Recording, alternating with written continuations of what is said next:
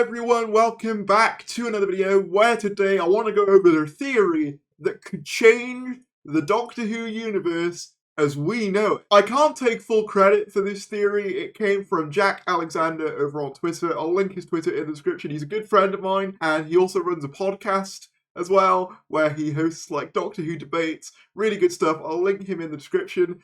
But he came up with an awesome theory that I want to share with you guys today. But before we do that, do me a teeny tiny little favour. Click that subscribe button. It'd be very much appreciated. We are trying to get as many subscribers as possible before the end of the year. We are less than 300 away from 23,000, which is mental. So any support would be greatly appreciated in getting to that goal. But with that said, let's get into the video. So Jack's theory is as follows. I think what the Doctor did at the edge of the universe, Wild Blue Yonder, is what has allowed the goblins and more fantastical stuff to come through. So just to refresh your memory, in the episode Wild Blue Yonder, whilst the Doctor is facing the enemies known as the Not Things, he uses a superstition about vampires and demons and ghosts not being able to cross salt in order to trick the Not Things into not attacking them. The Doctor ponders, however, at the end of this episode that he wished he hadn't done that, as he's invoked a superstition at the edge of the universe, which could have disastrous consequences. And it was confirmed in the giggle that the reason the Toymaker comes back through his domain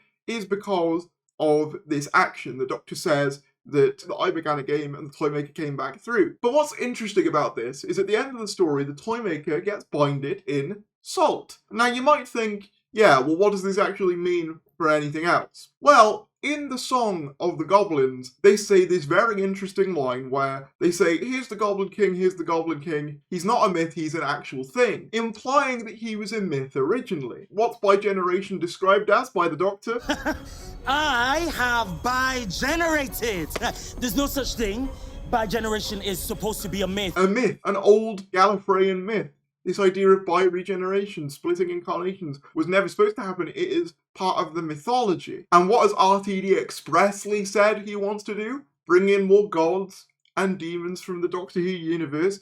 The Toymaker said his legions are coming, and they are. Faithful viewers, listeners, podcasters, I can tell you they are. Possibly also involving pantheons of previous godlike characters. The Toymaker says his legions are coming. So what if the reason we have bi-generation, the reason we have these new mythological creatures and familiar mythological creatures is because that salt evoked that change at the edge of the universe, thus creating a new status quo. And when you think about it, this isn't even that far out of the realm either. When you consider that Flux wiped out so much of the universe, this could kind of act as a universe reset into a more fantastical universe. And RTD has even hinted one of the things he wants to do is lean a bit more into the fantastical fantasy elements, whilst also doing some hard sci-fi episodes as well. This to me is a really interesting way to take it. We spoke in the previous video about how he wanted to bring back old gods, and I said like I'd love to see Sutek, and there was a bunch of people in the comments saying things like Omega as well. And I have a whole theory coming up about who is the one who waits, that the Toymaker describes. But if this is the case, RTD is basically using that salt to create this new Doctor Who mythological universe where things are a bit more grand scale and high concept. Now, I know people will say that, oh, these things existed before, but with a lot of witches in the Doctor universe and things like that, they're actually alien species. They're not just outright witches most of the time. I'm thinking of like the Carrionites and the Moraks, respectively. They've at least got some level of an alien logic to them, whereas things like the Toymaker, for example, there is no logic to them. They exist on their own complete other realm of logic. And I think that might be what the Doctor's unlocked. I think that might be what the Toymaker is referring to when he talks about his legions.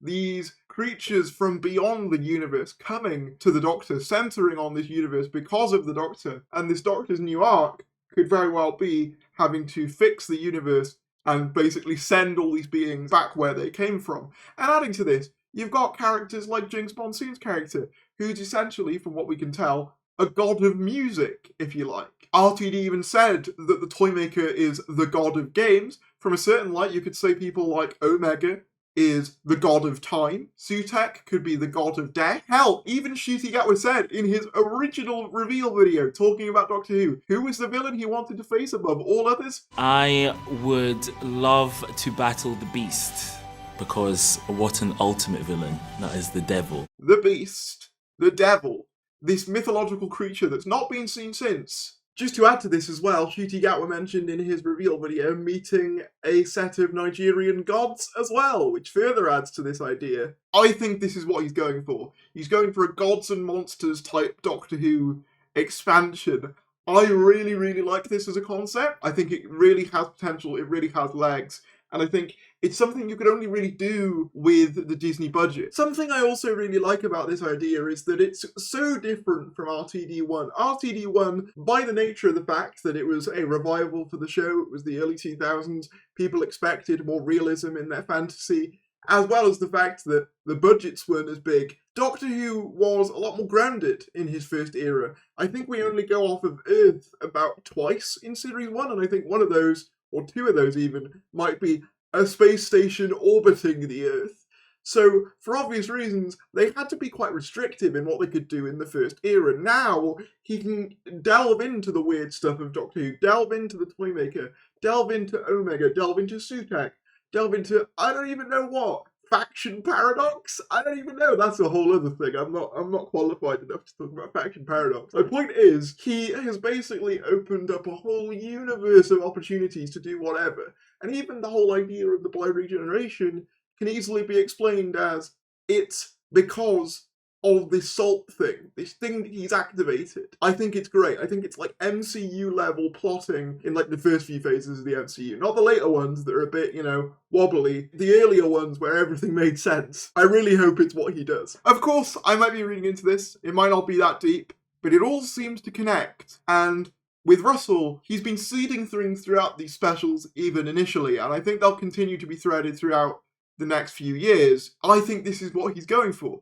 I think he wants to bring more fantastical fantasy elements into the world. But let me know what you guys think about this theory. As I said, go and check out Jack, link will be in the description below. And I want to personally thank him for inspiring this kind of crazed kind of rant about all the possibilities that this brings. I think it's such a good idea, and I think he smashed it with it. And I want to give him full credit for that, because this video has made me so excited by the future of Doctor Who, the future prospects of Doctor Who, making this video. And I also want to just thank you guys real quickly, because the 60th has now ended and the support over these videos has been incredible. Thank you all so much. I'm getting to the point where I can do this as my living now, which is what I've always dreamed of.